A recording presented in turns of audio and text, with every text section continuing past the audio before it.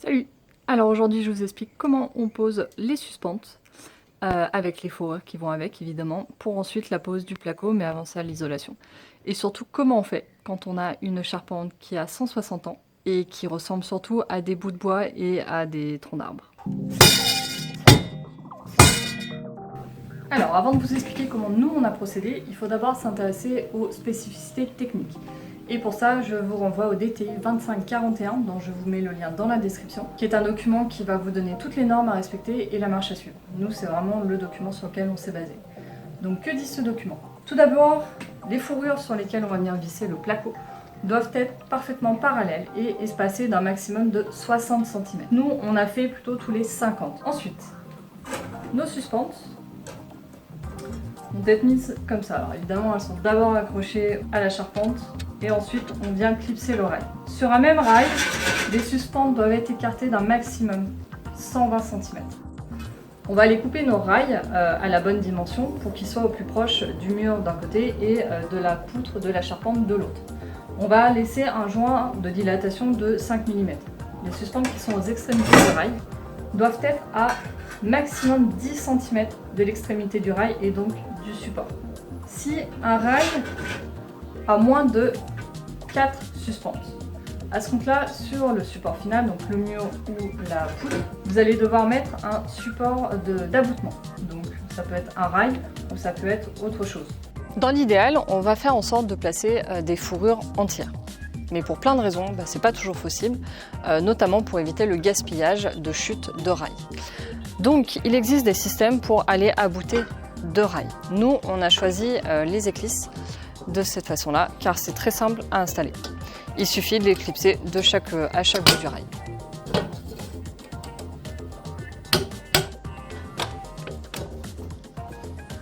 Et voilà, le rail est abouté tout simplement. Évidemment, il va falloir veiller à ce que les raccords successifs entre chaque ligne ne soient pas alignés. Pour ce faire, on va installer nos raccords de manière à ce qu'ils soient décalés d'une ligne de fourrure à l'autre, comme ceci. Voilà, on va les décaler au maximum. Nous, en plus de ça, on va faire deux choses supplémentaires pour assurer ces raccords. La première, c'est qu'on fait en sorte, quand on calcule nos distances et qu'on coupe nos rails et nos chutes, on va faire en sorte que le raccord tombe pas trop loin d'une suspente. Quand c'était possible, ce qui n'a pas été souvent le cas, on faisait en sorte que le raccord soit entre deux suspentes pas trop éloignées. Et la deuxième chose, c'est que nous, on a essayé de faire un rail abouté, un rail entier et un autre rail abouté. Là, sur cette travée-là, étant donné l'état de la charpente et des chevrons, on a préféré assurer le coup et on a mis quasiment que des rails entiers. On s'est dit que nos chutes, de toute façon, on aura largement le temps de les passer sur la deuxième partie de la charpente, qui est un petit peu moins tortueuse. Voilà, donc ça c'est pour les grandes lignes, en tout cas du DTU, de ce que dit le DTU. Je pense que ça c'est vraiment pas compliqué à mettre en œuvre quand tu as une belle charpente toute neuve, avec des chevrons bien délignés, avec des belles poutres bien droites. Mais quand tu as une charpente qui date de 160 ans, et c'est un peu plus délicat. Et du coup, il faut trouver des petites choses, il faut se débrouiller par soi-même. Il a fallu qu'on s'adapte un petit peu avec ce qu'on avait, surtout en temps de confinement, où on ne pouvait pas aller dans les magasins comme on voulait. Donc maintenant, je vais vous montrer comment nous, on a procédé. Alors, quelles sont les difficultés que nous, on a rencontrées? Tout d'abord, c'est une très vieille maison. On ne sait pas précisément de quand datent les premiers murs, mais une maison mitoyenne à la nôtre a des fondations datant du Moyen-Âge. A priori, il y a eu une époque où les deux bâtiments communiquaient. On peut voir sur certains murs de notre maison les transformations que le bâtiment a subies au fil des âges. La charpente non plus ne date pas d'hier, et c'est d'ailleurs l'une des choses qui nous a séduits dans cette vieille bâtisse. Le problème, c'est qu'une bonne partie des chevrons ont été à peine délignés et ont encore l'aspect d'une branche. Donc c'est clairement ça, c'est la première difficulté. La deuxième, c'est qu'il n'y a absolument rien de droit. Il n'y a aucun angle droit entre les éléments principaux de la charpente et les murs. Nos murs aussi font des belles vagues. Et on a découvert aussi que notre toit également fait une vague comme ça. On a refait faire le toit et une partie de la charpente, mais cela ne concerne pas cette partie-là de la maison. Notre charpentier a quand même essayé de compenser ce creux en mettant des cales. Mais il n'a pas pu rectifier totalement puisque l'autre extrémité de la panne est prise dans le mur. Pour pallier à ces irrégularités, nous avons acheté des suspentes de 40 cm que l'on découpe à des tailles différentes, que l'on note et que l'on trie. Il était difficile d'anticiper au moment de l'approvisionnement le nombre de suspentes de telle ou telle taille dont nous aurions besoin. C'est pourquoi nous avons opté pour cette solution-là. Le fait que rien ne soit droit, c'est assez chiant pour pouvoir passer les fourrures de manière bien parallèle, puisqu'on ne peut pas reporter nos 50 cm sur la poutre, ça serait beaucoup trop facile. Donc là, ce qu'on a dû faire, c'est qu'on a décidé que toutes nos suspentes seraient parallèles à ce mur-là, comme on l'a fait sur la travée d'avant. Du coup, on a fait 2 gabarits qui sont identiques. Sur ce gabarit, on a 2 lignes.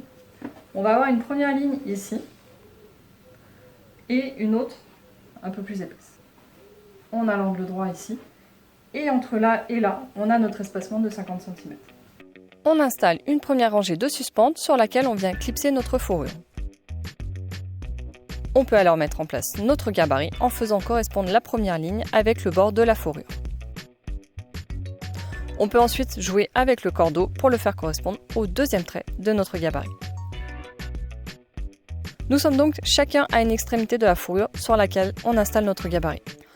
On va ensuite tendre le cordeau et chercher chacun de notre côté la bonne position grâce au gabarit. Nous avons alors notre écartement de 50 cm depuis la fourrure précédente, mais il reste encore à définir la hauteur du cordeau. Pour cela, on va simplement le faire correspondre au tout premier cordeau que nous avons installé il y a déjà plusieurs jours et qui nous a été utile pour la pose de notre enduit. Je vous renvoie pour cela à la vidéo précédente. On peut alors faire une marque et installer une fixation pour accrocher notre cordeau. Pour moi c'est facile, il suffit de planter un clou cavalier dans la poutre. En revanche, côté mur, impossible de clouer ou de visser facilement. Seule solution, installer directement une suspente à la bonne hauteur sur laquelle Théo pourra attacher le cordeau. Cette façon de faire est assez délicate puisque normalement tu fixes d'abord ton cordeau qui te permet ensuite de définir la hauteur de ta suspente. Une fois le cordeau fixé à chaque extrémité, on vérifie avec notre gabarit que rien n'a bougé. Cette étape n'est vraiment pas à négliger car ça peut bouger très facilement. On peut alors passer à la pose des suspentes. Il faut veiller à ce que les suspentes soient fixées perpendiculaires au chevron. Donc on va aller caler notre équerre au chevron et ensuite on fait un petit repère, on sait où mettre notre suspente pour qu'elle soit perpendiculaire au chevron. Ça permet que toutes les suspentes soient parfaitement bien alignées et que ça va éviter que le rail brille puisqu'il a vraiment cette souplesse là. Quand on a un doute, on vérifie que l'écart entre deux suspentes ne dépasse pas 120 cm. Certains chevrons trop arrondis ou en trop mauvais état nous ont parfois obligés à dépasser très légèrement ce seuil, mais sans aller au-delà de 130 cm. Nous avons acheté des suspentes de 40. Sur cette travée, on a utilisé en majorité des suspentes coupées à 35 cm. Mais là où on n'a pas rigolé, c'est qu'on a quand même posé pas mal de suspentes sur lesquelles on a dû amputer 8 cm, soit des suspentes de 32. Et ça veut dire qu'on va passer des moments difficiles à la pose de l'isolation, puisqu'on est censé mettre une couche de 30 cm. Le DTU dit que l'on peut utiliser des vis à placo qui ne sont pas très chères pour fixer les suspentes. Nous, on a préféré y mettre un peu plus cher et utiliser des vis à bois 4,35. Une partie des chevrons étant en chaîne, il nous fallait des vis suffisamment solides pour réussir à les insérer. Des vis à placo n'auraient pas résisté. Nous avons d'ailleurs cassé un certain nombre de vis à bois, pourtant de bonne qualité. Pour le placement des suspentes, il y a 2 écoles. Il y a ceux qui vont aligner toutes les suspentes, ce qui est sans doute plus simple ensuite pour la pose de l'isolant. Nous, on a préféré les placer en quinconce, même si c'est plus chiant ensuite pour poser l'isolant. De cette façon, on répartit la charge de la structure sur l'ensemble des chevrons. C'est-à-dire qu'au lieu d'avoir 4 ou 5 suspentes sur un seul chevron et aucune sur le chevron d'à côté, on a en fait 2 à 3 suspentes maximum par chevron. Tous les chevrons portent la structure.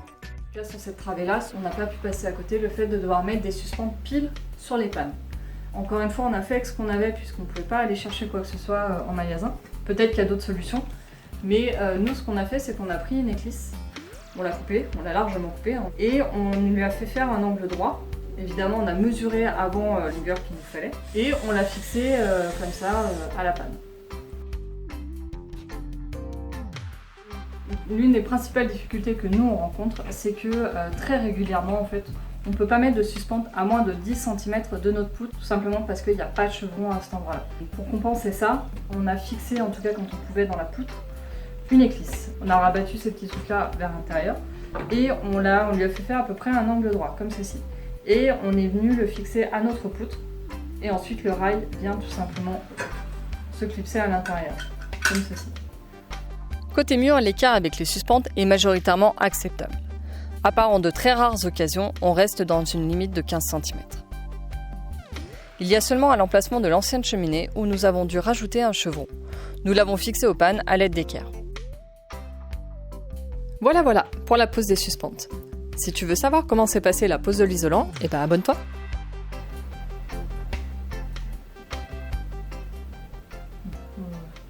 Voilà.